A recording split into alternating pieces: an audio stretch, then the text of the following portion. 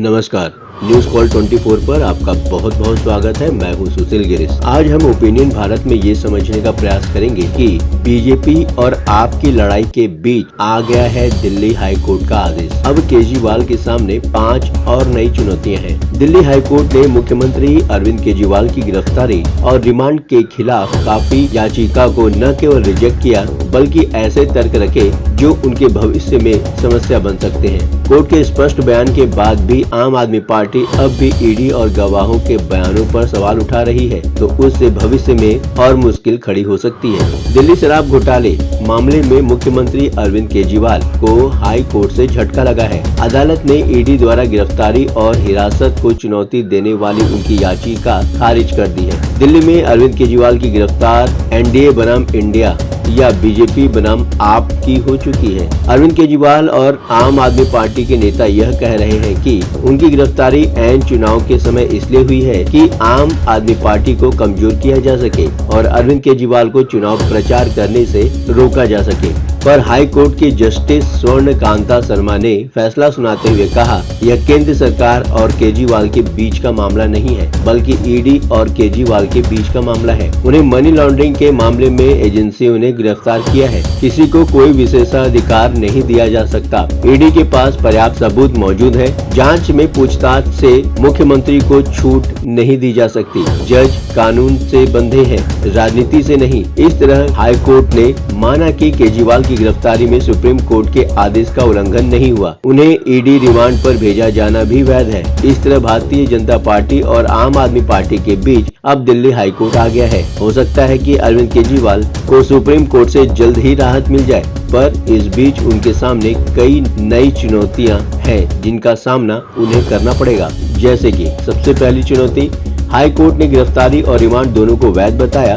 अब ईडी पर किस मुंह से आरोप लगाएगी आप? अरविंद केजरीवाल अभी तक इस मुगालते में थे कि वो कोर्ट को इस बात को समझा लेंगे कि उनकी गिरफ्तारी ही गलत है। इसके लिए वो लगातार ईडी और बीजेपी को टारगेट कर रहे थे, पर दिल्ली हाई कोर्ट ने मंगलवार को उनकी उम्मीद पर पानी फेर दिया। कोर्ट ने कहा कि याचिका जमानत के लिए नहीं बल्कि हिरासत को चुनौती दी गई है। याचिकाकर्ता ने कहा कि उसकी गिरफ्तारी गलत है, पर एकत्रित सामग्री से पता चलता है कि केजरीवाल ने दूसरों के साथ मिलकर साजिश रची और रिश्वत लेने और आपराधिक आय जुटाने में सक्रिय रूप से शामिल थे। केजरीवाल बतौर आम आदमी पार्टी के राष्ट्रीय संयोजक कथित तौर पर दो तरह से इस पूरे मामले में शामिल है। वह व्यक्तिगत रूप से शराब नीति बनाने और रिश्वत के पैसे जुटाने में शामिल है। गिरफ्तारी की वैधता पर कहा कि उन्हें मनी लॉन्ड्रिंग मामले में गिरफ्तार किया गया है। हाई कोर्ट का सबसे मजेदार तर्क तो ये था कि याचिकाकर्ता का कहना है कि चुनाव की घोषणा के चलते उनकी गिरफ्तारी हुई। इस तर्क को स्वीकार करने का मतलब होगा कि अगर चुनाव के समय गिरफ्तारी नहीं हुई होती तो इसे चुनौती नहीं दी जा सकती थी। केजरीवाल की गिरफ्तारी के खिलाफ दलील पर हाई कोर्ट ने कहा कि ईडी के पास पर्याप्त सामग्री थी जिसके कारण उन्हें गिरफ्तार करना पड़ा। हाई कोर्ट ने कहा कि जज कानून से चलते हैं, राजनीति से नहीं। निर्णय कानूनी सिद्धांतों पर लिए जाते हैं, न कि राजनीति संबद्धता पर। कानूनी निर्णय के दायरे में अदालतों को केवल कानून की व्याख्या करने का काम सौंपा गया है, न कि राजनीति में जाने का। राजनीतिक विचारों को कोर्ट में नहीं लाया जा सकता। मामला केंद्र सरकार और केजरीवाल के बीच का नहीं, यह केजरीवाल और ईडी के बीच का है। दूसरी यह बात हो सकती है कि सरकारी गवाहों की बातें हाई कोर्ट ने मान्य की। अब शरद रेड्डी जैसों को किस मुंह से घेरेगी आप? आम आदमी पार्टी लगातार यह आरोप लगाती रही है कि कई गवाहों को धमकी देकर पिटाई करके बयान लिए गए, पर दिल्ली हाई कोर्ट ने आज जो कहा उसके बाद आप नेताओं के पास इस तरह की दलील देने का बहाना नहीं रह गया है। कोर्ट ने अरविंद केजरीवाल की गिरफ्तारी पर कहा, इस मामले में कई बयान दर्ज किए गए हैं, जैसे राघव मुंगटा और शरद रेड्डी के बयान।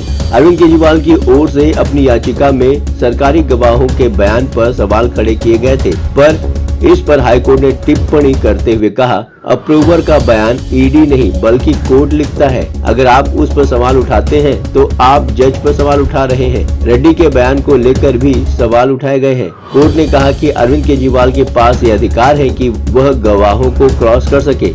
लेकिन निचली अदालत में, न कि हाई कोर्ट में। जांच किसी व्यक्ति की सुविधा के अनुसार नहीं चल सकती है। जांच के दौरान एजेंसी किसी के घर जा सकती है। ईडी ने हवाला डीलर के बयान से संबंधित पर्याप्त सबूत दिए हैं। आपके सदस्यों ने भी माना कि गोवा चुनाव के लिए पैसे मिले। तीसरी बात ये है कि जेल से सरकार चलाने की केजरीवाल की जो कोशिशें हैं, वो उसमें कितना दम भरेंगी। जाहिर है कि हाईकोर्ट की टिप्पणियों के बाद दिल्ली के उपराज्यपाल और केंद्र सरकार को भी एक आधार मिल गया है कि वो केजरीवाल सरकार पर एक्शन ले सके। दिल्ली के एलजी विनय सक्सेना पहले ही इशारा कर चुके हैं कि जेल के अंदर से सरकार चलाना ज्यादा दिन संभव नहीं है। चुनाव का माहौल होने के चलते शायद बीजेपी भी अब तक किसी भी तरीके के अलोकप्रिय फैसले से बचती रही है, पर जब हाईकोर्ट ने यह मान लिया कि केजरीवाल के खिलाफ पर्याप्त सबूत हैं, तो हो सकता है कि अभी केंद्र सरकार कुछ दिन और इंतजार करे। आम आदमी पार्टी अब सुप्रीम कोर्ट में अरविंद केजरीवाल की रिहाई की अपील करेगी। संभव है कि दिल्ली के एलजी अभी सुप्रीम कोर्ट का इंतजार करे, पर जिस तरह की स्थितियां बन रही है, उससे तो नहीं लगता है कि अभी तुरंत सुप्रीम कोर्ट केजरीवाल को राहत दे सकती है। मनीष सिसोदिया और के कविता को बेल जब अभी तक नहीं मिली, तो यह कहना बहुत कठिन है कि अरविंद केजरीवाल को सुप्रीम कोर्ट बेल दे देगा। जाहिर है कि ऐसी दशा में एलजी अगर सरकार को बर्खास्त करने का नैतिक आधार मिल जाए। दूसरी ओर यह भी संभावना है कि इन सभी परिस्थितियों से बचने के लिए अरविंद केजरीवाल जल्द ही रिजाइन करके अपनी पत्नी सुनीता केजरीवाल को दिल्ली के सीएम पद पर ताजपोशी करा दें। चौथी बात निकल कर आती है कि अब सहानुभूति कहां से जुटाएंगे केजरीवाल। हाईकोर्ट की टिप्पणियों के बाद अरविंद केजरीवाल के लिए सबसे बड़ी मुश्किल ये है कि अब वो जनता के बीच क्या मुंह दिखाएंगे, किस तरह वह जनता का सामना करेंगे, क्योंकि जिस भ्रष्टाचार विरोध के नाम पर उन्होंने जनता का दिल जीता था, वो उनसे अब क्या कहेंगे। हालांकि उनकी टीम लगातार उनको निर्दोष साबित करने में लगी हुई है। इसके लिए हाई कोर्ट के फैसले पर भी सवाल उठाया जा रहा है। हाई कोर्ट में बेल रिजेक्ट होने के तुरंत बाद आम आदमी पार्टी की ओर से सौरभ भारद्वाज ने प्रेस कॉन्फ्रेंस किया और ईडी पर तमाम आरोप लगाए। सौरभ भारद्वाज ने कहा, चंदन रेड्डी ने दबाव में अपना बयान बदला। उन्होंने दिल्ली हाई कोर्ट में रिट दायर की थी कि उन्हें हिरासत में पीटा गया था। अरुण पिल्लई ने बयान दिया था कि उन्हें उनके परिवार के नाम पर धमकी दी गई थी। आपके मंगूटा रेड्डी और राघव रेड्डी के संबंध में अपने दावों को दोहराया। सौरभ भारद्वाज ने कहा, अरविंद केजरीवाल के खिलाफ बयान देने के बाद राघव रेड्डी को रिहा कर दिया गया। इससे क्या फर्क पड़ता है कि वह धारा 164 के तहत बयान दे रहे हैं या ईडी के सामने, जब यह साबित हो गया है कि उन्हें धमकी दी गई थी और बयान बदलने का दबाव बनाया गया था। हालांकि हाईकोर्ट ने कहा था कि अप्रूवर का बयान ईडी नहीं बल्कि कोर्ट लिखता है। अगर आप उस पर सवाल उठाते हैं तो आप जज पर सवाल उठा रहे हैं। फिर भी आम आदमी पार्टी के नेता लगातार बयानबाजी कर रहे हैं। पांचवी बात ये हो सकती है कि जल्दबाजी में सुप्रीम कोर्ट की शरण लेना दो धारी तलवार न बन जाए। हालांकि आम आदमी पार्टी ने आज कहा कि हाई कोर्ट के फैसले के खिलाफ सुप्रीम कोर्ट जाएंगे, पर सुप्रीम कोर्ट की शरण दो धारी तलवार है। हो सकता है कि सुप्रीम कोर्ट तुरंत बेल दे, पर अगर ऐसा नहीं होता है तो कम से कम 3 महीने के लिए अरविंद केजरीवाल जेल में फंस जाएंगे, जैसा सिसोदिया के साथ सुप्रीम कोर्ट में हो चुका है। सिसोदिया के लिए भी अभिषेक मनु सिंघवी ने यही दलील दी थी कि उनके मुवक्किल के खिलाफ कोई साक्ष्य नहीं है और सभी साक्ष्य दस्तावेजी प्रकृति के हैं, इसलिए सिसोदिया को सलाखों के पीछे रखने की कोई जरूरत नहीं है। उस दौरान भी अभिषेक मनु सिंघवी ने करीब करीब वही तर्क रखे थे जो अरविंद केजरीवाल के लिए रखे गए हैं, पर सुप्रीम कोर्ट ने कहा था कि रुपए के लेन देन की कड़ियां साफ साफ है। कोर्ट ने कहा कि अगर 3 महीनों में ट्रायल की रफ्तार धीमी रहती है तो जमानत की अर्जी फिर लगा सकते हैं। अरविंद केजरीवाल के साथ भी ऐसा नहीं होगा, कैसे कोई कह सकता है। जिस दिन केजरीवाल की गिरफ्तारी हुई उस दिन सिंघवी ने सुप्रीम कोर्ट में दायर याचिका अचानक वापस ले ली थी। उस समय